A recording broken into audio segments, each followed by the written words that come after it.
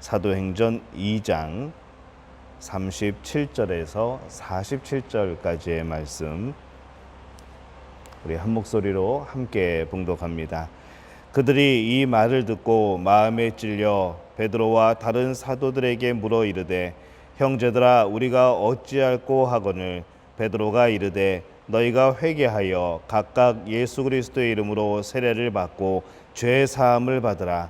그리하면 성령의 선물을 받으리니 이 약속은 너희와 너희 자녀와 모든 먼데 사람 곧 주 우리 하나님이 얼마든지 부르시는 자들에게 하신 것이라 하고, 또 여러 말로 확증하며 권하여 이르되, 너희가 이 패역한 세대에서 구원을 받으라 하니, 그 말을 받은 사람들은 세례를 받음에 이날의 신도의 수가 3,000이나 더하더라.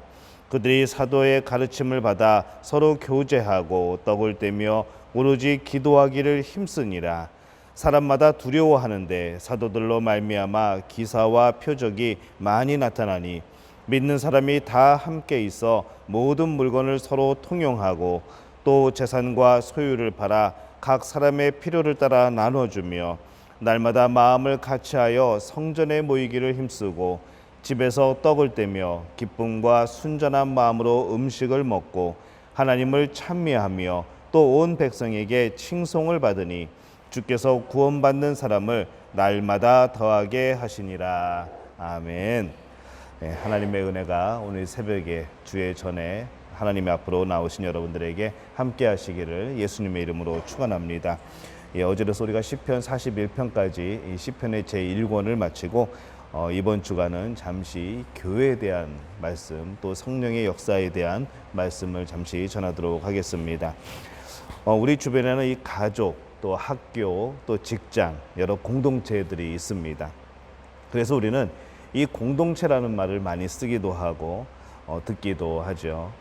이 공동체를 아주 쉽게 비유를 들어 설명을 하자면은, 이 공동체는 한 배에 탄 사람들이라 그렇게 말을 할 수가 있겠습니다. 이 한 배를 타고 한 방향으로 가고 있는 사람들인 것이죠. 그들이 타고 있는 그 배가 그들을 하나로 묶고 있는 것입니다. 그래서 이처럼 공동체가 되려면은 그 공동체 전체를 하나로 묶고 있는 무엇인가가 있어야 되는 것이죠. 하나의 목표가 있어야 되고 하나의 바운더리, 경계가 있어야 됩니다. 그렇다고 한다면은 이 교회라고 하는 이 공동체를 가능케 하는 것, 어떻게 이것을 하나로 묶을 수 있을까? 바로 그 묶고 있는 것이 무엇인가 만약에 묻는다고 한다면은, 바로 이 교회 공동체를 하나 되게 하는 요인은 여러 가지 측면이 있을 수 있겠지만은, 그 중에 빼놓을 수 없는 가장 중요한 것이 바로 성령님 영향 아래 있다는 바로 그런 사실입니다. 모두가 성령의 영향 아래 있다는 것. 그런 의미에서 이 교회를 성령 공동체라고 부르기도 합니다. 교회 공동체라고 부르기도 하지만은 성령으로 하나 되었기 때문에 성령 공동체라고 부르는 것이죠. 특히 이 초대교회의 출범은 이 성령의 강림으로 시작이 됩니다. 교회가 교회답게 된 것도 바로 이 성령님의 역사였습니다. 그렇다면 이 성령 공동체인 교회는 어떠한 특징을 가지고 있을까요? 먼저 37절에 보면은 이 교회는 회개를 통하여서 성령의 공동체가 됩니다. 2장 37절 말씀을 다시 읽어보면은 이렇게 기록을 하죠. 그들이 이 말을 듣고 마음에 찔려 베드로와 다른 사도들에게 물어 이르되, 형제들아, 우리가 어찌할꼬 하거늘. 이렇게 기록을 하고 있습니다. 성령님이 강림하시고 또 이 베드로가 성령의 능력을 힘입어서 설교했을 때에 이 듣는 사람들이 마음의 찔림을 받고 회개를 합니다. 성령이 임하셨을 때 사람들에게 나타나는 이 첫 번째 반응이 바로 회개라는 것이죠. 그동안 몰랐던 이 내 죄가 깨달아지는 겁니다. 그동안 감추져 있던 그 죄들이 드러나게 되는 것이죠. 그래서 이 성령이 우리에게 하시는 첫 번째 역할은 바로 회개입니다. 이사야 6장에 우리가 보면은 이사야가 성전에서 이 하나님의 충만한 그런 임재를 경험을 했을 때에 바로 그 문지방의 터가 움직이고 성전 안에는 연기가 가득한 그런 모습을 그립니다. 비록 그 당시에는 이 성령님이라는 단어를 쓰지는 않았지만은 이 하나님의 영, 이 성령이 충만한 임재했던 그런 바로 뚜렷한 증거가 되는 것이죠. 그때 이사야가 한 것이 무엇입니까? 자기 입술의 부정함을 깨닫고 회개를 합니다. 그것이 바로 첫 번째 사건이었습니다. 그래서 이 성령님이 임하시게 되면은 우리 속에 깊이 감추어진 그런 추하고 더러운 죄악들이 드러나게 됩니다. 그리고 이 죄악 때문에 이 사람들은 영혼의 아픔을 느끼게 되는데 이것이 우리를 바로 또 회개의 길로 인도를 하는 것이죠. 이 베드로의 설교를 들었을 때에 이 청중들은 마음에 찔려서 뭐라고 고백하는가 하면은 형제들아 우리가 어찌할꼬 우리가 어이할꼬 라고 한탄하며 탄식하며 묻습니다. 이것은 성령님으로 인해서 그들의 인생의 밑바닥에 고여있는 정말 저 아래 감추어져 있는 온갖 추하고 악한 것들을 드디어 보게 된 것이죠. 그때 일어난 반응이 바로 이 우리가 어찌할꼬 이 죄를 어떻게 할까라는 그러한 반응이었습니다. 우리가 우리의 죄가 무엇인지를 보아야 회개할 수가 있습니다. 내가 모르고 지은 죄들도 있는 것이죠. 내가 깨닫지 못하고 있는 것들, 또한 알고는 있지만은 내 마음속 깊은 곳에 감춰 놓았던, 그리고 정말로 잊어버리려고 애썼던 그런 죄악들, 하나님 앞에서 회개하지 못하였던, 해결하지 못하였던 그런 죄의 모습들이 우리 안에 있습니다. 성령님께서 그것을 우리가 보게 만들어 주셔야만 우리는 그것을 보고 그것이 마음에 찔리고 우리 마음에 불편함을 느끼고 또 그것이 나의 탄식이 되어서 바로 회개로 이어지게 됩니다. 그것은 바로 성령님의 전적인 역사인 것이죠. 이 교회는 회개를 경험한 사람들의 공동체입니다. 그래서 이 회개가 강할수록 이 죄를 하나님 앞에 회개하고 죄를 용서받는 이 역사가 강할수록 그 공동체의 의식이 더욱더 강하여지고 반대로 회개가 약하여지면 내가 죄인이라는 이 의식이 사라지게 되면은 공동체 의식은 희미해지는 것이죠. 이는 분명한 회개를 경험한 교회만이 참다운 교회가 될 수 있다는 그런 증거가 됩니다. 이 교회가 분명한 회개를 경험하게 되었을 때에 바로 이 분명한 색깔과 음성을 가지고 세상에 우리의 구별된 삶의 모습을 보여줄 수가 있는 것이죠. 오늘날의 많은 교인들에게서 발견해야 되는 문제가 있습니다. 바로 이 회개에 대한 경험 없이 쉽게 교인이 되고, 그래서 이 구원의 확신 없이 살아가는 사람들이 너무나도 많다는 것이죠. 우리는 이 교회 안에서 회개의 경험들이 있어야 됩니다. 이 회개의 경험은 곧 중생으로 이어지고 구원의 확신으로 이어지죠. 내가 죄인임을 발견했을 때만이 예수 그리스도의 그 십자가의 구속의 사건이 은혜가 되고 그것이 감격이 되고 기쁨이 되고 또 거듭나는 그런 놀라운 계기가 됩니다.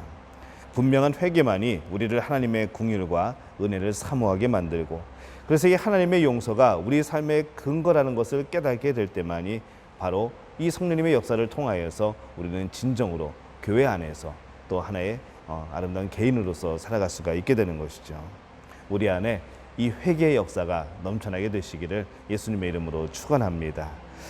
두 번째로 이 교회는 성령 공동체라고 말씀을 드렸는데, 이 교회 안에서는 학습과 훈련이 있는 공동체라 또 불려집니다. 42절 말씀에 보면은 이렇게 기록을 합니다. 그들이 사도의 가르침을 받아 서로 교제하고 떡을 떼며 오로지 기도하기를 힘쓰니라, 이렇게 말씀을 합니다. 이 성령의 역사가 강한 교회는 진리인 하나님의 말씀을 배우고 또 그 말씀으로 훈련을 받으려는 이 열심이 충만하게 마련입니다. 하나님이 더 알고 싶어지는 것이죠. 예수 그리스도의 성품을 닮아가고 싶은 겁니다. 이 성령의 역사에 대해서 궁금해지는 것이죠. 어떤 하나님의 놀라운 역사가 있을까? 하나님은 어떠한 분이실까? 하나님이 우리에게 원하시는 것은 어떠한 것일까? 이런 것들을 계속하여서 궁금해하고 또 그것에 대해서 열정적이 되어가는 것, 바로 이것 또한 성령의 역사입니다. 왜냐하면 이 성령님은 진리의 영이시기 때문에 그렇습니다. 그래서 이 초대교회는 사도의 가르침을 붙듭니다. 초대교회가 가르쳤던 사도의 가르침이 뭡니까? 이 사도들이 예수 그리스도에게서 배운 바로 그분의 가르침을 뜻합니다. 그래서 교회는 예수님의 가르침으로 충만해야 되는 것이죠. 그래야 강한 교회가 될 수 있습니다. 왜 그런가 하면은 바로 예수의 이름이 능력입니다. 교회가 세상을 이길 수 있는 힘은 바로 예수 그리스도의 그 예수의 이름입니다. 우리 성도들이 세상을 살아가면서 어떻게 세상을 이기겠습니까? 예수님이 이미 승리하셨기 때문에 우리는 승리를 얻는 것이죠. 그래서 우리 또한 예수 그 이름의 능력으로 살아가는 그런 사람들인 줄로 믿습니다. 이 여기서 말하는 사도의 가르침은 단순히 지식의 전달을 의미하는 것만이 아닙니다. 삶의 변화가 이어지는 것이죠. 이 삶의 변화가 이어지지 않으면은 정말로 강력한 그런 신앙생활, 또 강력한 능력을 행할 수가 없습니다. 그냥 우리의 지식만을 채워서는 진정한 예수님의 제자가 되어지지 않는 것이죠. 단순한 지식의 전달만으로도 우리의 삶이 변하지 않습니다. 우리는 이 교육을 통하여서 많은 사람이 변화를 이루려고 하지만은 사실 이 교육을 통해 가르침을 통하여서 배움을 통하여서 그것으로 변화가 일어나지는 않습니다. 우리가 이 변화를 위해서는 늘 성령의 도우심을 구해야 되는 것이죠. 또 우리가 이 배운 것에 대하여서 우리가 얻은 지식에 대하여서 우리 삶에 적용하고 실천함으로 인하여서 우리는 진정한 예수님의 제자가 되고 바로 이 성령의 사람이 되어집니다. 근데 바로 이 부분에 있어서 성령님께서 도우시지 않으면 참 우리는 곤란해지고 어려워지는 겁니다. 삶의 변화, 여러분에게 이 삶의 변화가 있으셨습니까? 무엇인가를 배우고 무엇인가를 듣고 무엇인가를 내 안에 채웠는데 우리의 삶이 변화되었습니까? 우리의 삶의 모습이 바뀌었습니까? 더욱더 하나님을 향하여 여러분 다가가셨습니까? 예수님을 닮아가고 계십니까? 성령님께서 주시는 그 성품들이 우리 안에 맺혀지고 있습니까? 우리가 우리 자신을 돌이켜보면서 지식으로 끝나는 것이 아니라 듣는 것으로 끝나는 것이 아니라 우리 삶에 이어지는 경건의 훈련으로 이어져서 바로 우리 삶에 바로 예수님의 그 성품과 하나님의 놀라운 그런 역사들이 배어나오는 그런 삶을 살아가게 되시기를 예수님의 이름으로 축원합니다. 또 이 세 번째로 성령 공동체인 이 교회는 교제하는 공동체, 삶을 나누는 그런 공동체입니다. 45절에 보니까 또 재산과 소유를 팔아 각 사람의 필요를 따라 나눠주며 이렇게 되어 있습니다. 이 교제는 삶을 나누는 것을 뜻합니다. 우리가 우리 주님이신 예수 그리스도와 교제하는 것은 예수님의 그 피 흘리신 구속의 사역으로 말미암아 우리가 생명을 나누어 가진 것이죠. 그래서 이 교제는 삶을 나누는 겁니다. 그냥 무조건 즐겁게 지내는 것이 교제가 아니라 그냥 친하게 지내면 되는 것이 교제가 아니라 삶을 나누는 것. 어떠한 삶을 나누는가? 내가 예수 그리스도 안에서 예수님을 위하여서 하나님을 위하여서 살아가는 그 삶을 나누고 그 안에서 역사하신 하나님의 놀라운 손길들을 간증하는 것. 그것을 서로에게 알려주고 서로 격려하고 하는 것이 바로 이 삶을 나누는 것이죠. 그것은 생명을 나누는 것과 같은 이치입니다. 예수님은 생명을 우리에게 나눠주셨습니다. 우리 또한 생명을 나눠주게 되는데 우리의 생명을 나눠줄 수는 없겠죠. 예수의 생명을 함께 나눠주는 겁니다. 내가 받은 그 예수님의 그 복음, 바로 예수 그리스도의 그 생명, 그것을 전하고 알림으로 인하여서 그들 또한 그 생명을 누릴 수 있도록 나눠주게 되는 겁니다. 그래서 이 초대교회는 이러한 교제, 삶을 나누는 교제를 어떻게 실천을 했는가 하면은 자기의 소유를 팔아서 필요에 따라 나누어 쓰는 그런 참 인류 역사의 초유의 그런 기적 같은 삶들이 나타나게 된 것이죠. 또 그럴 것이 이제 곧 예수님이 오실 것으로 생각을 했습니다. 그렇기 때문에 지금 이 소유들이 바로 그게 큰 의미가 없게 되는 것이죠. 내 것을 더 채우기보다는 서로를 위해서 하늘나라의 그 삶을 함께 경험하며 살아갔던 바로 그런 경험들이었습니다. 우리가 이 삶을 나누는 데 있어서 가장 큰 장애가 있습니다. 바로 이기적인 소유욕이죠. 이것은 혁명으로도 안 되고 법으로도 안 되고 도덕과 윤리로도 어떻게 할 수 있는 방법이 없습니다. 그러나 이 성령님이 이 모두의 삶 가운데 강하게 임했던 이 초대교회는 이 소유욕으로부터 우리의 본능이었던 이 소유욕으로부터 자유롭게 되는 놀라운 일들이 벌어지게 된 것이죠. 이들은 이 세상의 그 어떤 무리들과도 구별되는 새로운 피조물이었고 또 새로운 공동체였습니다. 오늘날 우리 시대의 이 교회들은 초대교회가 경험했던 이 성령의 강력한 역사, 이 영향력을 사모해야 될 줄로 압니다. 그래서 많은 분들이 초대교회로 돌아가자 그렇게 말을 하죠. 초대교회의 모습을 우리가 소망하자 그렇게 말을 합니다. 그래서 이 교회 공동체는 세상의 그 어떤 무리들보다도 분명히 다르다는 것을 보여주어야 하는 것이죠. 만약에 교회 공동체가 세상의 그 어떤 공동체와 똑같다고 한다면 예수님을 따르지 않는, 예수님이 주인 되지 않는, 성령이 역사하지 않는 그 공동체와 똑같은 모습과 똑같은 과정과 똑같은 결과로 살아간다고 한다면은, 똑같은 마음으로 살아간다고 한다면은 그것은 더 이상 교회 공동체가 아닐 것입니다. 그렇게 생각하게 될 때에 우리 교회는 성령님이 지배하시는 교회인 줄로 믿습니다. 하나님께서 치리하시는 교회인 줄로 믿습니다.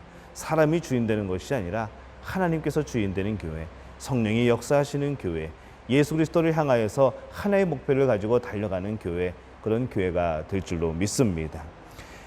바로 이 믿음교회가 성령님이 지배하시고 이 세상에 영향력을 행사하는 그런 성령 공동체임을 다시 한번 우리가 확인을 하고 또 우리가 증거하는 그런 믿음의 가족들이 되시기를 바랍니다. 날마다 내 자신을 돌아보면서 하나님 앞에 죄가 있는지 살펴보고 회개하고 또 그 안에서 나의 삶의 변화를 이루는 놀라운 성령의 역사를 기대하고 또 하나님이 우리에게 베풀어 주셨던 많은 은혜들을 나누고 또 예수 그리스도의 생명을 나누는 그런 아름다운 교회, 그런 아름다운 교회 공동체가 바로 믿음교회, 우리 믿음의 가족들이 될 줄로 믿습니다. 다시 한번 이 은혜가 우리의 모든 성도님들에게 함께 하시기를 예수님의 이름으로 축원합니다.